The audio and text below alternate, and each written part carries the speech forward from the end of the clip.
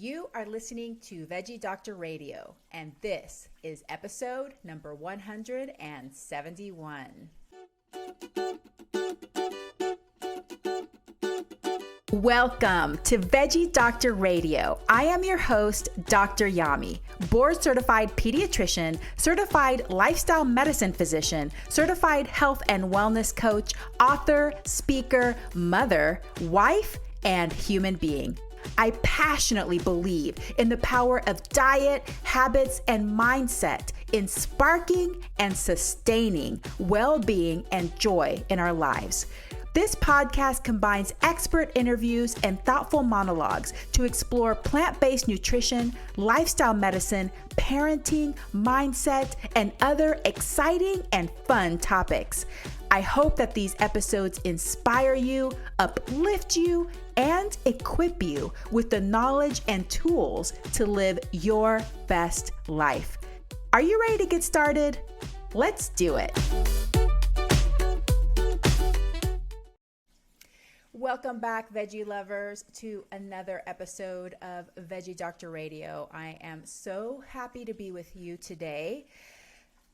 Have to admit, life has gotten very, very busy. And I hate saying the word busy, but it's true. I've changed my schedule at the office. I'm seeing patients more frequently, so I have less time to play and dabble in the art of podcasting. So things are going to change a little bit. I'm going to be doing more monologues just because I can squeeze those in here and there. I am literally squeezing this one in the day before it airs, which is stressful for me. And so I hope to sit down and batch a bunch of these. I do have some more interviews coming up, but I'm just not going to be able to do interviews as frequently because I'm working more. It makes it really difficult, especially when I'm interviewing busy experts, to align two busy schedules and honor people's time off and their family time and try to make time for my own rest. Fall is coming. You may have heard me say before that I am very tied to the seasons. In the spring and the summer, I can't stop going. I can't stop. My brain is buzzing. And as fall and winter come, I start to sense this natural pull to slow down. And I just can't help it. If I try to do more than what my body's telling me to do, it feels awful. And so right now, my body, the seasons, is starting to tell me to start slowing down, start doing less, let it be easy, let it flow. I wish I could feel like that all year round, but at least I'm honoring the pull to do it in the fall and winter, so it's coming. My commitment is to still have weekly episodes. If I miss one or two here and there, we're just going to re-air past episodes that I think are helpful, especially because I know that I get new listeners all the time. Thank you, new listeners, for being here. And thank you so much for all my veterans who have been here from the beginning. Thank you for being part of Veggie Doctor Radio from the beginning. And you probably benefit from re-listening to some of the episodes. So we will handpick those that to re-air if needed. But I'm going to try no matter what to have a weekly episode. It's just going to shift. I'm going to have more monologues now rather than interviews, and we will definitely have those expert interviews in there, hand-selected, really good ones to give you some great information and so that I can continue learning as well. The problem with monologues for me, though, is that I'm a perfectionist and I feel like I have to have everything perfect before I record. This episode actually is going to turn into 2 episodes because I went a little bit wild. So this episode is about intuitive eating and whether vegans can practice intuitive eating. The way that it came about is that one of the subscribers to my newsletter sent me an email, which I'm going to read to you in a little bit, with such great insights and such great questions that I knew I wanted to address it, but it was going to be too much for one email. In addition, I knew that if I spent all that time replying to this person via email, I might as well tell everybody. So that is why it's turned into Not just one, but 2 podcast episodes. So let's start with the email. But before I read it, please send me emails. Yami, Y-A-M-I, at dryami.com, spelled out DOCTORYAMI.com. If you're on my newsletter, all you have to do is hit reply to the newsletter. And if you want me to answer one of your questions on a podcast episode, or you have specific topics that you want me to address on this podcast, by all means, send them to me, because that's going to help me to direct the different episodes as the time passes, to make sure that I'm meeting your needs, I'm answering your questions, and we're having fun together. So here is the email. Hi, Dr. Yami. First of all, thank you for the very valuable and useful information you share in your newsletters. I have a question regarding intuitive eating and veganism and would love to hear your views on the topic. I have the feeling it's tricky to talk about intuitive eating to a vegan community, and that a balancing act has to be made between I eat and vegan nutrition. Your newsletter below is a good example of that. For example, you explain, quote, how much greens should we eat, unquote, quantifying the number of portions that is right to eat. This seems counteracting what I eat is, trusting our bodies to know what they need and in which quantities, rather than following external sources for telling us what we need to eat and how much. Other IE experts that I follow, parentheses, they are not specialized in veganism, never go into explaining what quantities of what we should eat. They just say to make sure to design meals with the different food groups. I've read the Intuitive Eating book by Ellyn Satter and Ellyn Satter's book, Secrets of Feeding a Healthy Family, and they never say which quantities of which food needs to be eaten. Furthermore, they say that nutrition is the least important part of IE and feeding a healthy family. They focus on the importance of, quote, how to eat rather than, quote, what to eat. So my question is, do you believe IE for veganism work differently? Cannot we never be fully intuitive as vegans as opposed to meat eaters? It seems that non-vegans can truly allow themselves to eat what they want without overthinking it, and that it won't affect their health, as research provides the evidence that health is much more than what we eat. It's how we eat. It's also about sleep, exercise, happiness, low stress levels, socializing. On the other hand, when I read your newsletter, it seems that a vegan cannot fully practice food freedom and IE. They need to follow some food rules if they want to be healthy. I'd love to hear more from you on that topic. Do you believe a vegan cannot fully practice intuitive eating? Looking forward to hearing your thoughts. Kind regards, Lisa. Lisa, thank you so much for this email, because it's spurred weeks and weeks and weeks of thinking on my part. I have been thinking about this for weeks and how I want to address this, because literally I have a lot to say. So much that it has to be 2 episodes long, and these are probably going to be long episodes. First of all, yes, absolutely, vegans can practice intuitive eating. I believe that vegans can practice intuitive eating. But intuitive eating is often misunderstood. First of all, I'm going to go into that. And many people, omnivores, flexitarians, vegetarians, vegans, do not practice intuitive eating. Secondary to diet culture. Another thought on that is that intuitive eating isn't morally superior. Not everybody who does not practice intuitive eating actually experiences suffering. I'll get into that. In addition, vegans and omnivores can benefit from nutrition knowledge. So I'm going to take this in 2 parts.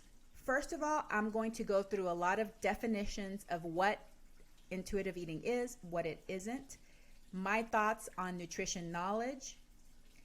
And then the second part, I'm going to talk about veganism, restrained eating, and how you may want to approach this as a vegan or a plant-based eater, or however you identify. This is going to help you approach this concept of intuitive eating and what Lisa said, food freedom, from whichever way of eating you follow or however you identify, okay? But let's go ahead and get started. First of all, intuitive eating, because it is so misunderstood. What is it? From intuitiveeating.org, a post by Ellyn Satter, who is one of the founders of the concept and the system, the principles of intuitive eating. This is what she writes on a blog post, quote, "Intuitive eating is a personal process of honoring health by listening and responding to the direct messages of the body in order to meet your physical and psychological needs. It is an evidence-based, mind-body health approach comprised of 10 principles and created by two dietitians, Ellyn Satter and Ellyn Satter, in 1995. The 10 principles of intuitive eating are: reject the diet mentality, honor your hunger, make peace with food, challenge the food police, discover the satisfaction factor, feel your fullness, cope with your emotions with kindness, respect your body, movement, feel the difference, and finally, honor your health with gentle nutrition." Okay, so that comes from Ellyn Satter. Here is the latest edition of the book, Intuitive Eating, A Revolutionary Anti-Diet Approach by Ellyn Satter and Ellyn Satter. So they are two dietitians. They wrote the first edition in 1995, but they were working on this concept since the 80s. This has been around a while. It's not a brand new thing, but I want to read a few quotes from their book. This is from the introduction. "Our book became a bridge between the growing anti-diet movement and the health community. How do you reconcile forbidden food issues and still eat nutritiously while not dieting?"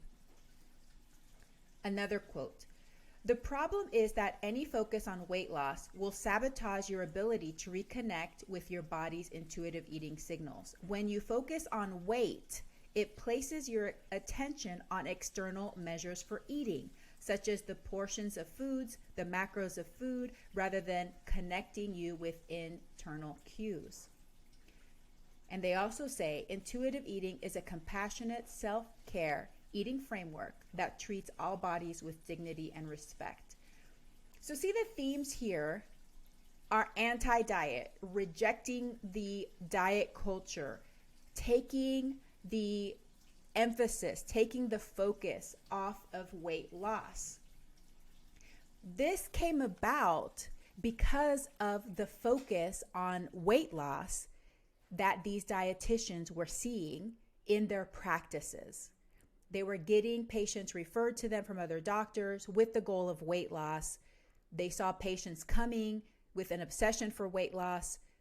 But guess what was happening? They may be successful at losing the weight. They came crawling back again and again and again, not able to sustain it. They were blaming themselves. They were miserable. They were suffering. And so this is how this came about. That's why in the subtitle it says, "A Revolutionary Anti-Diet Approach." Nowhere in the definition of intuitive eating does it say that a person should know what is health promoting. It is a mind-body approach. Like they said, it is a way that you become more mindful of the signals in your body, and you are able to honor your hunger and your satiety. You are able to pay attention to those instances where you may be emotionally eating more than you would like to. Let's talk about diet, because I think that this is also misunderstood. So let's take the definition from online Oxford Languages. Noun: the kinds of food that a person, animal, or community habitually eat. So that's when we say this is the diet of the elephant, the natural diet of the elephant is this and this and this, the natural diet of an alligator or whatever. So that's one way that we use the word diet. Another word that we use the word diet, which is very common in our society, is a special course of food to which one restricts oneself, either to lose weight or for medical reasons. And finally, a verb, restrict oneself to small amounts or special kinds of food in order to lose weight. When I use the word diet, I'm talking specifically about that. I am talking about restricting food in order to lose weight. And that is what these dietitians are talking about when they say anti-diet approach. What is gentle nutrition? So that is the last principle. And Lisa, you are right. They do emphasize everything else before they specifically talk about nutrition. But you have to understand that the people that come to intuitive eating, as I did several years ago, have been suffering for a long time. Some for maybe a few months or years, some for decades, like I was. And the way that our psychology works is that if we continue to focus on external things, we may not fully heal. But because it is one of the principles, as dietitians, they are acknowledging that knowing something about nutrition, knowing something about health promoting foods, knowing the difference between a health promoting food and a quote play food, which I love that term that they came up with, can be valuable. At the beginning of somebody's journey, if you have been so traumatized by dieting that you can't even think about the antioxidants in a leafy green, then don't. And I'll talk about that in the second podcast episode. But not everybody's at that place. So let's talk about what is gentle nutrition as defined by Evelyn Tribole and Elise Resch. They say, quote, make food choices that honor your health and taste buds while making you feel good. Remember that you don't have to eat perfectly to be healthy. You will not suddenly get a nutrient deficiency or become unhealthy from one snack, one meal, or one day of dieting. It's what you eat consistently over time that matters. Progress, not perfection, is what counts.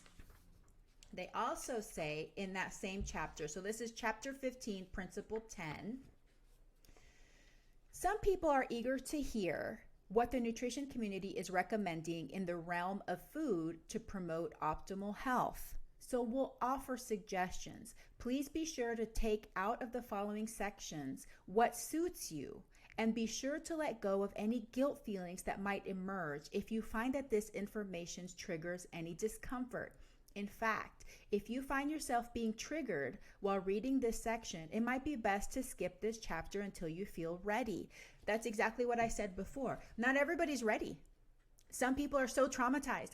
Traumatized for years, decades, traumatized that they cannot read anything about nutrition without feeling guilty, without feeling like they need to go on a diet, so forth and so on. But not everybody's at that place. Some people would really benefit from hearing nutrition information. And in this chapter, they do talk about what different things they would recommend. Eat enough fruits and vegetables, they write. Eat enough grains, preferably half of which are whole. They say eat enough fish. Drink enough fluids, primarily water. They talk about the difference between processed foods, not processed foods, and to focus on nutrient-dense foods, protein-rich foods, quality fats, as well as whole foods. They have a little chart in here that talks about the different phytochemicals and what fruits and vegetables have those or contain those different phytochemicals. And so there's lots of examples here of where they do make recommendations on what you may want to focus on, especially if you have no clue, if you've healed from the trauma, or if you're healing, because intuitive eating for those people who were chronic dieters for a long time is a journey. So it may take time. in your healing journey to get to that place. So that is what gentle nutrition is. Basically, what they're saying is, yes, you can benefit from having knowledge, but integrate that into the way that you eat. Do not neglect satisfaction, enjoyment from eating, and also tune into your body.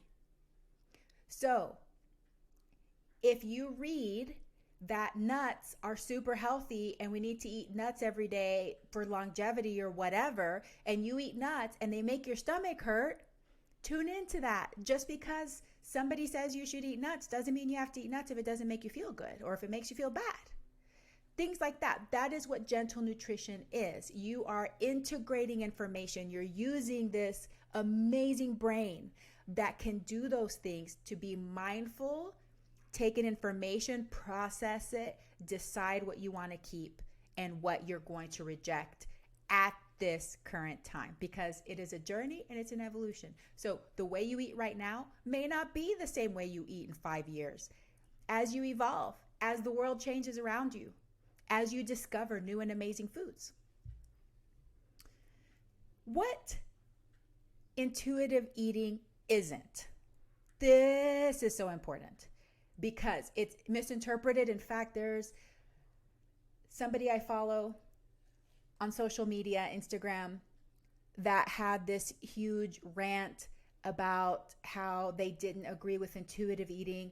And it was obvious to me by what they said that they had no clue what intuitive eating is. They took the misinterpreted view, which is very common, and that's what they were reacting to. You could tell that this person didn't know what it is, because most people think intuitive eating means eating whatever you want, whenever you want.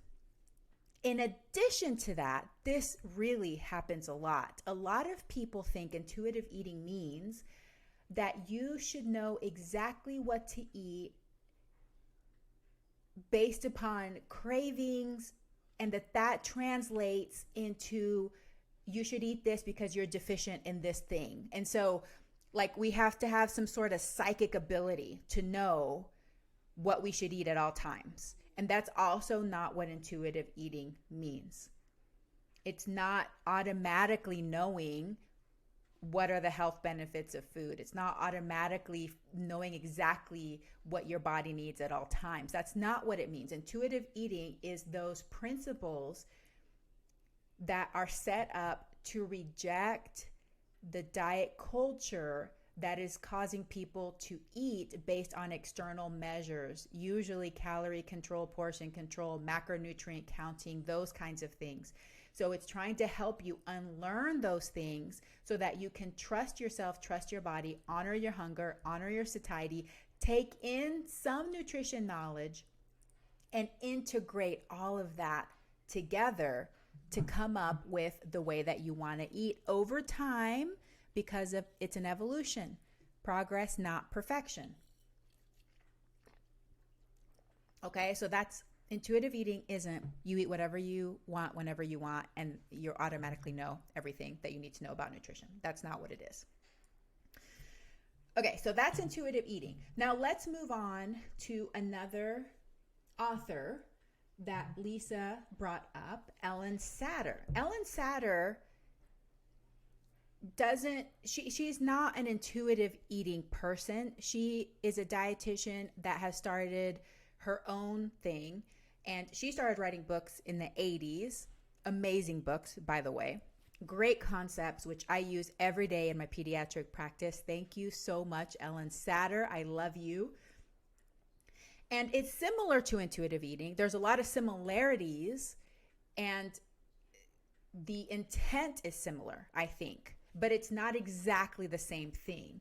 So let's talk about Ellyn Satter. So she has 4 books that she started writing a long time ago, but I'm going to quote from the book called Child of Mine, Feeding with Love and Good Sense, which was published in 2000. So what does Ellyn Satter say about types of foods? So what does she say? This is, like I said, Child of Mine, This is page 336. Take in mind that this was published 21 years ago now. That seems amazing to me because 2000 doesn't seem like it was that long, but it was a long time ago. Okay. What foods to offer at family meals? Adults are the ones who know the most about the food that is in the world. Children grow up to eat what their parents eat. Letting what the child will readily accept dictate the family menu is like letting the child drive the family car. Okay, so she's saying children, even though we're supporting, we're encouraging, we are protecting this intuitive sense, what she's saying is that children aren't automatically going to know what is best for them, what is healthy for them. On page 338, quote, in feeding children or adults for that matter, I find food guidelines to be more helpful and goals more achievable if I use them to define nutritional minimums, the nutritional floor, if you will. The nutritional minimum is the amount of food needed from each of the food groups to have a nutritionally adequate diet. It sounds to me like she's saying there should be a certain amount of food. She goes on to list bread, cereal, rice, pasta group, 6 servings, fruit group, 2 servings, vegetable group, 3 servings, fruit and vegetable groups put together, 5 servings, meat, poultry, fish, dry beans, eggs, nuts groups, 2 servings, milk, yogurt, cheese group, 2 servings. Remember, this was written in 2000. She even has a little table here that shows portion sizes for children and the nutritional minimums. And then she has this thing called the mother principle. I emphasize the rituals of good meal planning that if you were lucky, you learned at your mother's table, what I call the mother's principle. She goes on to say, a meal needs to have some protein. It also needs a starch, a vegetable, a good source of calcium. At breakfast, milk may do double duty as a source of protein and calcium. She goes on to say, an important part of the mother principle is enjoyment. Food has to taste good or nobody will want to eat it. Choose foods you like. Take your time learning to like new foods and cook using enough salt and fat to make food pleasant.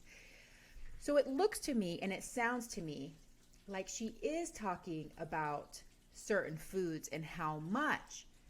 The key with Ellyn Satter is this division of responsibilities, though.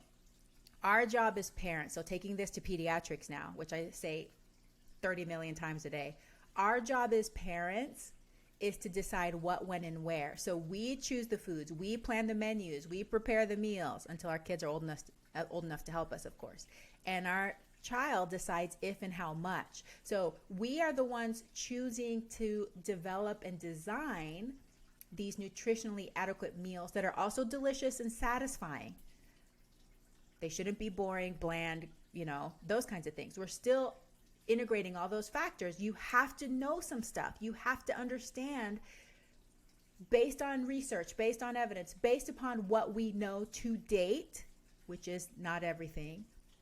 These are things I should consider, be mindful of, including without an emphasis on perfectionism.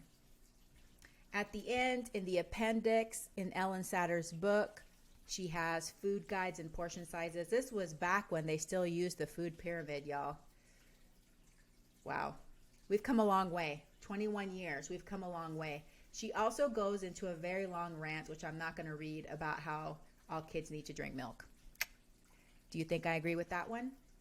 I don't know what she would say now, but she also says that she didn't think that veganism was sustainable and it had to be super carefully planned and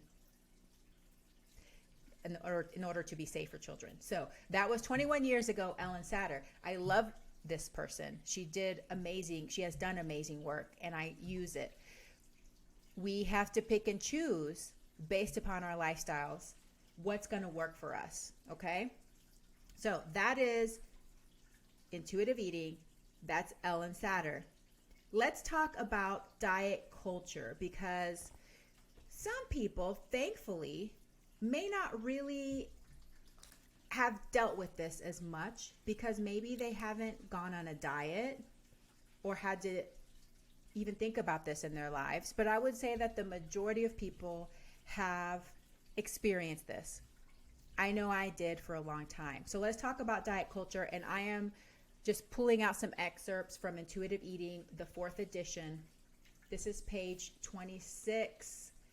What chapter is this? Chapter 2, Hitting Diet Bottom. So diet culture worships thinness and equates it to health and moral virtue. Sound familiar to anybody? Promotes weight loss as a means of attaining higher status. Yep. Demonizes certain ways of eating while elevating others, which means you are forced to be hyper vigilant about your eating, ashamed of making certain food choices, and distracted from your pleasure, your purpose, and your power. Oppresses people who don't match up with its supposed picture of, quote, health, which disproportionately harms women, femmes, trans folks, people in larger bodies, people of color, and people with disabilities, damaging both their mental and physical health. That's why in some ways intuitive eating, health at every size, is a social justice movement. So understand this, understand the history of why this evolved, understand what we're living in today as we start to acknowledge, welcome, integrate people with different backgrounds, different beliefs, different gender identities, different cultures, why this becomes more and more important. They also say on page 28, quote, there's nothing wrong with wanting to be healthy and feel good. The problem is that sneaky diet culture has hijacked the word health. Health has become synonymous with weight, losing weight, or being lean, which ultimately restricts what you eat. They go on to say, weight is not a practice or behavior. Health is not a moral imperative or a requirement for being treated with dignity and respect. That's so important. So that's why diet culture affects how we view our bodies, how we view food, and leads a lot of people to diet. Dieting takes you away from intuitive eating. Dieting takes you away from mindfulness. Mindfulness, that connection with your body, sensing your satiety, sensing your fullness. And that's why it's so important. And now for a very important message. Hey mama, if you are feeling frustrated about mealtime battles, worried that your child isn't eating enough or eating enough vegetables, afraid that your child is going to get some awful deficiency or disease because of the lack of diversity in their diet, I wrote a book that might be for you. A Parent's Guide to Intuitive Eating, How to Raise Kids Who Love to Eat Healthy is available in paperback, ebook, and audiobook through all major online booksellers.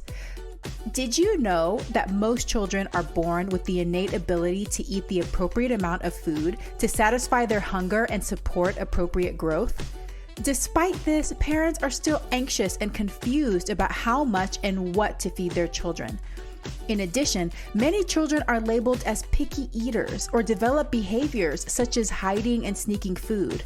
There's also a growing epidemic of dieting behaviors and eating disorders beginning at alarmingly young ages. In my book, you'll learn the 5 pillars of healthy eating, how to apply intuitive eating through all the stages of development, lifestyle habits that support healthy eating and body image, troubleshooting and problem solving for picky eaters, overeating, and dieting behaviors, how to create and foster a healthy body image in your children, how exploring your own body image and relationship with food will help raise an intuitive eater, and what foods to offer your child at different stages of development. A Parent's Guide to Intuitive Eating, How to Raise Kids Who Love to Eat Healthy, available in paperback, ebook, and audiobook through all major online booksellers. Are you ready for a fresh approach to feeding your child?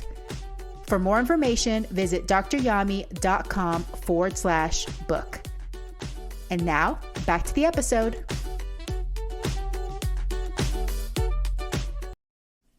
Why do different people have different experiences with eating and dieting? So one thing that happens, I think, and I'm just saying this for my own self because believe me, I was a chronic dieter for years, is that you see success stories. You see people that have successfully lost weight seem super happy, seem to be maintaining it pretty easily maybe. And remember, a lot of these things are assumptions, and especially now in the social media world, oh my gosh, all we see is everything that glitters and shines and looks perfect, right? So it makes that part of our brain that makes assumptions even go wilder with assumptions.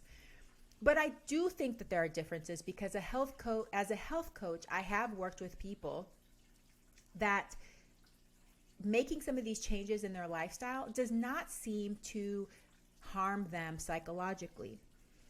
And there's a difference, because some of us have different personalities. And I'll tell you that my personality is a very black and white perfectionistic personality. Like, it's all or nothing. It's hard for me to be in the gray with anything in my life. People that are like me, and I'm learning this because I have family members, they can struggle with some of these things, right? So if you think that you need to be thin to be loved and accepted, and that eating chocolate cake is bad for you, and you eat chocolate cake and you think you're a failure, and then you binge out of frustration or punishment or whatever, that was a result of the way that you think. Not everybody thinks that way. There's literally some people here on earth that are not black and white thinkers. I know some of them. And so they may have a piece of chocolate cake and they're like, oh, it's fine. I'll just get back on track. It's wow, that's amazing. That's so cool that they can do that. And then there's also difference in goal achievement. Not only am I perfectionistic in black and white, but I am rigid about my goals and I want to reach them. And some people are like, I'll just get as close to it as I can. And they just some of those people tend to have more success with less suffering. It sounds really awesome. Then there's history of your body dissatisfaction. I've been dieting since I was 9, feeling like you're not worthy of love, feeling like that's like the ultimate goal to achieve in life, right? Those experiences with family members. So we all have different backgrounds. And then finally, there's generational differences.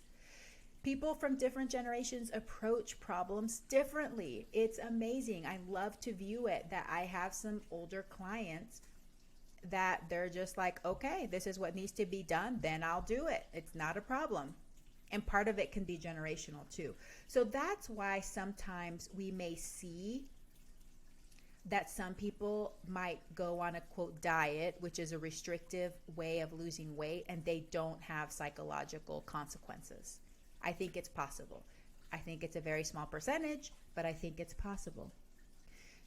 The next concept I want to talk about is health, well-being, and longevity, because health comes up a lot. Health is a word that comes up in the Intuitive Eating book and Ellyn Satter's book, my book too, but I am making an effort to use the word well-being more than health, because health, even though it is something that I value and that I try to help my patients and clients achieve and maintain, it's not everybody's reality. Not everybody is born, quote, healthy. Not everybody is going to stay healthy despite all of their efforts because of genetics or whatever. Say somebody gets in a car wreck and they're on a ventilator. Would you call that healthy at that point? Was it their fault? No. So how about we use a different measure that is more achievable and is more under our control? That's where well-being comes into place, because well-being, I feel that it's doing what we can to feel good, to feel at peace, to feel centered, to decrease our suffering, to decrease our pain. And there are things that we can do that is in our control, regardless of our health status, regardless of our weight status or the size of our bodies and what judgments other people place upon those. So I like to distinguish that. And then longevity is living a long life, feeling good, feeling well, feeling joyful. And I do value all of those things, but not everybody is going to achieve them all, right? There's some that are more under our control than others. There's also the difference between surviving and thriving or optimizing. And I'm going to read a quote from my book. And the reason I bring this up is because, yes, it is technically possible to, quote, eat whatever you want, whenever you want, and survive, because we're awesome. The human body is amazing, amazing, amazing. I mean, like literally, wow, amazing. So we're omnivores. We are opportunistic omnivores. We can eat whatever. We can survive. We can survive long enough to pass down our genes. Wow, incredible. There is almost 8 billion people on this planet. Is that a sign of success? It's a sign of survival. We've made it far enough to have all these babies, right? But are we thriving? And do you want to thrive? Is that a value of yours or not? Surviving versus thriving. So I talk about this in my book, and this is in chapter 6, Eating to Thrive. My book is called A Parent's Guide to Intuitive Eating, How to Raise Kids Who Love to Eat Healthy. And I start out this chapter by saying, I did not write this book to fearmonger or to cause anxiety over how different foods can lead to health problems. So I don't emphasize that kind of thing. In general, I find it more fruitful and positive to inform others of the beneficial properties of health-promoting foods and how to integrate those foods into their diet. But what I want you to keep in mind is that we live in a world full of risk. There is no way to eradicate risk or exposure to things that create damage over time. Our goal should not be to completely eliminate risk, because that is currently impossible, but to understand how to maximize benefit and minimize risk. At the same time, we want to keep our relationship with food and our bodies healthy and avoid food rules that harm our mental health. Balance, flexibility, adaptability, and moderation are key. Although intuitive eating does not promote restriction, forcing food, or creating strict food rules, it also does not assume that children will naturally know which foods are most health promoting for them. It is still your job to decide what kind of food to offer. There are no perfect diets or rules you must follow. However, some foods carry more significant health benefits than others. And that's when I talk about surviving versus thriving. We've proven that we've mastered our environment, and this has led to greater and more consistent access to food and a higher chance of survival, which in turn increases the opportunity to live long enough to reproduce and pass our genes down to the next generation. It is incredible and amazing. However, survival does not guarantee optimal health or longevity. Survival does not equal thriving. More recently, humans have been interested in more than just living long enough to have children. We now want to live well until old age. We want to feel good during our time on Earth. As parents, we get to choose which foods to bring into our homes to present to our families. Although humans can survive on almost any edible substance, I recommend emphasizing those foods that help us thrive. That's the difference. And as a lifestyle medicine physician, I agree with you, Lisa, that it's more than just the food we eat. I know that it is a variety of habits. Sleep is so important. Social connection so important. Physical movement, incredibly important. All of those things are important. But I do think that nutrition is important to learn. Before I move on to the next concept, I told you it's going to be long. Hopefully I haven't bored you to death yet, but I want to put a little highlight here for healthism, because it's something that I'm learning more about, and I do not want to cause anybody to feel less than because of this form of discrimination called healthism, which is defining a person's worth based on their health status or their health desires. Because not everybody is focused on attaining health. Not everybody wants to make that the goal of their life. But whenever we are being healthist, whenever we are practicing healthism, we are seeing health as an individual pursuit and responsibility, and a belief that everybody should have that as a pursuit and a responsibility. Okay, so just be aware of that. Be aware of how it might affect people. Have conversations with your friends and family. Next concept. Why do different people have different takes? Obviously, Evelyn and Elise, they're going to spend the majority of their time talking about those first 9 principles rather than the gentle nutrition. They are experts in intuitive eating because they created intuitive eating. This is their thing. They want to help people heal. They want to decrease suffering from recurrent dieting from people that have been taught by our society that having a smaller body is ideal, okay? That's what they talk about. That is their passion. That's their area of concentration. They've spent their entire lives. This is their life work. So that's why it's different. Some people in the plant-based community, they only talk about antioxidants. They only talk about, eating certain foods for health. That is their life work. That is what their passion is. That is their experience. I am a pediatrician. I'm a lifestyle medicine physician. I'm a health coach. I'm a mother. I lived with disordered eating. I lived with yo-yo dieting for decades. And I value authenticity. So I must speak on what I believe. And I believe that nutrition does matter. And the reason it matters is because my 3 goals, and I really defined these goals as I was writing this book. It's helped me really focus my path in my career. What I teach people is that 1, I want to help children and my clients that are not children sustain and obtain health and well-being. Number 2, I want to prevent chronic disease and promote longevity. And number 3, I want to foster body and food confidence. So I want to integrate all of these things, but first and foremost, I am a physician. I was born on this planet to become a physician. I've been talking about being a doctor since I was 4. So I do emphasize helping people obtain health and well-being.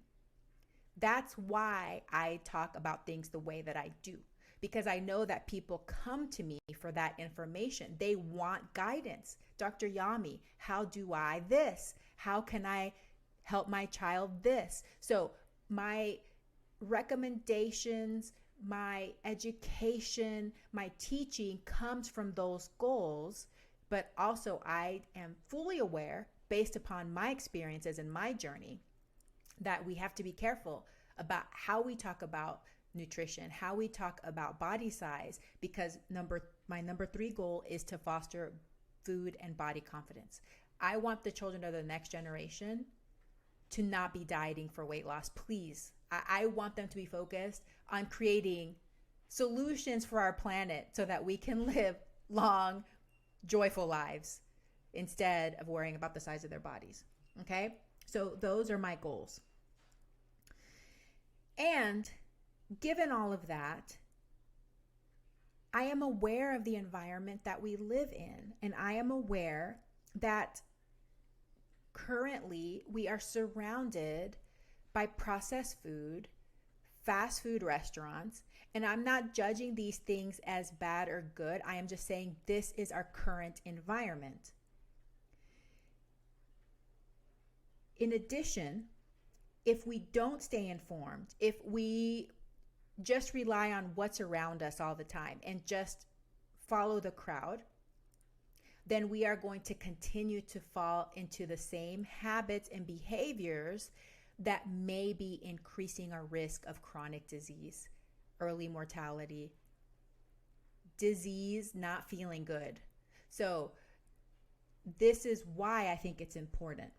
And I wanted to bring up this study that just came out August 10th in JAMA. It's titled Trends in Consumption of Ultraprocessed Foods Among U.S. Youths Age 2 to 19, 1999 to 2018. So they took the NHANES data and they analyzed it, a group of authors, Wang et al., looking at what are kids eating under the age of 19 in the United States. And we are now up to 67% of calories in children in the United States from ultra-processed foods. So, and it's gone up. I think, I should have highlighted this, but I think it's gone up about 6 or 7% over time in those years. Yeah, 61.4% to 67% increase. So from 1999 to 2018, the estimated percentage of total energy from consumption of ultra processed foods increased from 61.4% to 67%. It's almost 6% increase in calories from ultra processed foods. Whereas the percentage of total energy from consumption of unprocessed or minimally processed foods decreased from 28.8 to 23.5%. So more ultra processed foods, less unprocessed foods. And for those of you who are not familiar on the difference between processed, ultra processed, unprocessed, I like to give little examples. So a whole food or unprocessed food would be like taking an apple from a tree. You haven't done anything to it. You just took it like it was from nature and you ate it. That is unprocessed whole. Minimally processed, you took that apple, you put it in a blender, you didn't peel it or anything. That's minimally processed. You're breaking it down. Moderately processed would be like if you took that apple and you squeezed the juice out of it. So you're not adding anything to it, but you're taking away the fiber, you're taking away other nutrients because you're just taking the juice out of it. Ultra processed would be Apple Jack cereal. You cannot make Apple Jack cereal at home. You don't even know what's in Apple Jack cereal. Like if someone told you, what do you think is in there? You might be able to guess some ingredients, but things are added, things are taken away. There's all kinds of artificial stuff in it and you can't make it at home. So think of ultra processed foods as foods that can only be made in a factory. They're all packaged. And I like to make that distinction because there are some whole foods that are packaged now, like frozen fruits and vegetables, shelf stable beans, things like that. So I don't want you to just think exclusively packaged, unpackaged, because that gets confusing. But think of what the food went through to get to what it is now. You know, so if you have a whole food, but they put it in a box, that's still a whole food. That's fine. And it's convenient in many ways. But if they took that food, maybe they took a little flavor from it and then they added artificial colors and flavors and salt and oil and sugar, and that is an ultra processed food now. And in the United States, our children are taking 67% of calories are coming from ultra processed foods. And it's probably going to go up because of the way that our world is changing. Hearing that information to me means that I need to do my part in making sure that my families are educated and are knowledgeable on foods and nutrition. So finally, as I wrap up this episode, I told y'all I was going to talk forever on this, is the purpose of the U.S. food guidelines. The reason I bring this up is because when Lisa was replying to my email, what I have been doing, if you are subscribed to my email newsletter, if you follow me on social media, every month I take a type of food and I talk about it. Like this last month, it was berries in August. It was so fun. I talk about what they are, what nutrients are in them, what health benefits they may have, how you can incorporate them into meals, and then I give a recipe or two. She was responding to the leafy green, one of the leafy green emails where I have been saying, according to the U.S. food guidelines, what would be the recommended quantities to have? What is the U.S. food guidelines? They're not perfect. We'll start there. But this is coming from health.gov. Quote, the dietary guidelines provides evidence-based food and beverage recommendations for Americans across the lifespan. These recommendations aim to promote health and prevent chronic disease. We also use them to make policies and to feed our kids at schools and those kinds of things. They've gotten better over time for sure. More and more people have been involved that help shape these so that not only are they useful, but they're culturally appropriate, they're applicable. And I think it is getting better over time. The reason I include information about it is to give people a frame of reference, because some people don't know anything about nutrition. They are just getting started. They've never thought about incorporating leafy greens into their diet. They've never thought about incorporating berries or the amazing benefits that berries have. And so I just provide that as something to think about. It's not essential. Let's not approach it with perfectionism. If you don't get some berries today, maybe it's tomorrow, maybe next week. Maybe it's not berry season and you're just not going to eat berries this month at all. That's fine. Just something to keep in mind. Like I said, we have to learn something about nutrition in order to make informed choices, especially if your goal is well-being and longevity. But if it's not, then don't pay attention to this stuff at all. Remember that how we learn to eat comes from our culture, comes from the way we were raised, comes from our environment.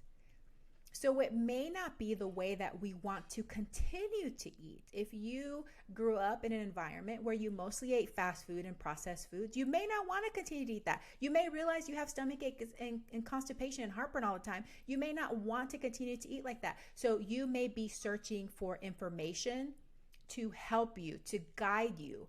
Well, what should I integrate? What should I try? And you can approach these things with an open mind, curiosity, an air of experimentation.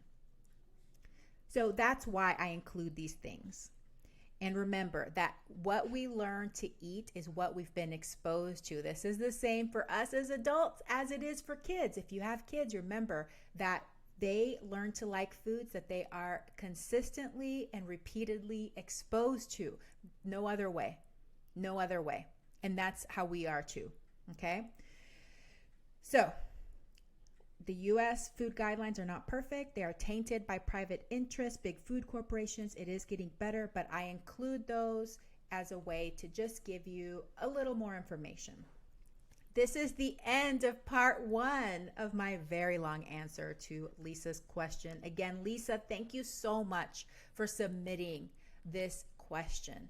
We're going to end here, and next week I will be talking about veganism, orthorexia, restrained eating, give you some information about vegans, vegetarians, and omnivores and their differences in approaches to food and some stats that I found from some studies, as well as how we can each begin to approach these issues, this knowledge, and how we want to integrate them into our lives. Thank you, veggie lovers, for listening. I appreciate you so much. I hope you're enjoying these monologues. Email me, yami@dryami.com, all spelled out. Let me know what you think. Give me some more ideas. I would love to serve you and what your needs are. I hope that you have a very plantastic day. Hey, veggie lover. I hope that you loved today's episode. Will you take a second and do me a huge favor? Please subscribe to my podcast so that you never miss an episode. You're the reason I'm here, and I want to share it all with you. Thank you for listening, and have a plantastic day.